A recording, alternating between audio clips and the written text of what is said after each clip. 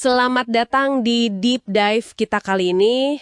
Anda sudah berbagi materi kuliah yang sangat menarik ya mengenai identitas digital dan kaitannya yang erat dengan inklusi keuangan. Iya, betul. Inti persoalannya kan jelas ya, tanpa identitas yang terverifikasi, akses ke banyak layanan esensial, terutama keuangan dan bantuan sosial, jadi sangat terbatas. Betul sekali. Banyak pintu tertutup istilahnya. Nah, materi Anda ini mengupas gimana caranya identitas digital, khususnya kita lihat nanti identitas kependudukan digital atau IKD di Indonesia, bisa jadi semacam kunci pembuka gerbang ekonomi ini. Jadi, misi kita hari ini, pahami konsep dasarnya, gali dampak konkret IKD, terus sedikit ngintip masa depan dengan blockchain. Oke, mari kita bedah ya. Konsep utamanya ini Single Digital Identity. Ya. Ini bukan sekedar KTP elektronik, KTPL biasa itu ya, tapi lebih ke sebuah ekosistem kan, satu identitas digital tunggal yang terverifikasi sah buat berbagai transaksi dan layanan. Betul, betul. Dan yang fundamental di sini adalah gimana konsep ini menjawab masalah yang ya bisa dibilang klasik lah. Sebelum era digital ini, proses verifikasi identitas nasabah, KYC itu, Know Your Customer, seringkali rumit, manual, banyak kertas. Iya, makan waktu ya. Akibatnya, ya itu, banyak sekali masyarakat kita yang nggak punya akses ke bank formal, jadi unbanked. Terus, di sisi lain, penyaluran bansos pemerintah seringkali kurang tepat sasaran. Datanya mungkin terfragmentasi atau nggak akurat. Sering dengar itu ya, salah sasaran. Nah, Single Digital Identity, kayak IKD ini, jadi semacam fondasi digital. Fondasi yang memungkinkan transaksi yang aman, terpercaya, dan bisa dipakai lintas sektor. Ini yang secara langsung buka jalan buat lebih banyak orang masuk ke ekonomi formal. Oke, menarik.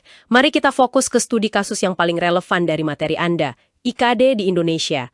Ini kan transformasi dari KTPL fisik jadi bentuk digital yang terintegrasi dalam satu aplikasi, gitu ya? Iya, betul.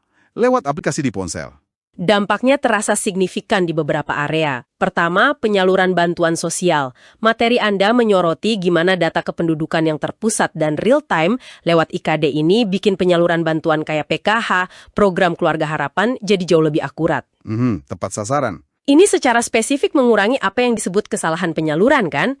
Baik yang berhak tapi kelewat, exclusion error, maupun yang nggak berhak tapi malah dapat inclusion error. Iya, dua-duanya masalah itu. Nah, dengan IKD, bantuan bisa disalurkan langsung ke rekening bank atau dompet digital penerima yang udah terverifikasi.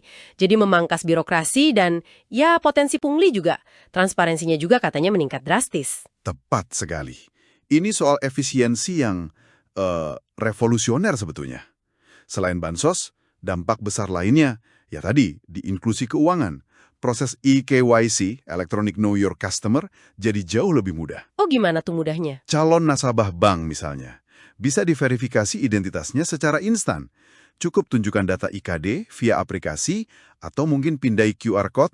Nah, sistem bank yang terhubung ke data Dukcapil bisa langsung verifikasi saat itu juga. Nggak perlu nunggu berhari-hari. Wah, cepet ya? Cepat sekali. Dan ini krusial banget, terutama buat menjangkau masyarakat di daerah terpencil. Mereka sekarang bisa buka rekening bank lewat agen laku pandai atau aplikasi mobile banking tanpa harus datang fisik ke kantor cabang. Oh, jadi lebih aksesibel ya? Jauh lebih aksesibel. Dan penting dicatat nih, ini bukan cuma soal buka rekening tabungan ya, tapi juga buka pintu akses ke produk finansial lain. Kredit mikro mungkin, asuransi, buat kelompok yang sebelumnya sama sekali unbanked. Ya, itu membuka peluang ekonomi baru berarti ya. Sumber Anda juga nyebut perubahan penting di sektor pajak nih. Kebijakan integrasi NIK jadi NPWP itu nyederhanain banyak hal kan? Betul. Jadi satu nomor identitas utama buat berbagai urusan administratif negara. Oke, artinya wajib pajak bisa login ke sistem Ditjen Pajak pakai identitas digitalnya itu. Bikin proses kayak lapor SPT jadi lebih cepat dan praktis gitu. Betul.